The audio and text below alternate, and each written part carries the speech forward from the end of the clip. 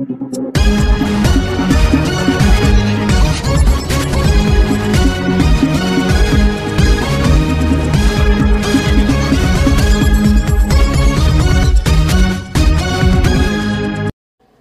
To BTN news. ప్రతిక్షణం ప్రజా సమస్యపై పోరాటం.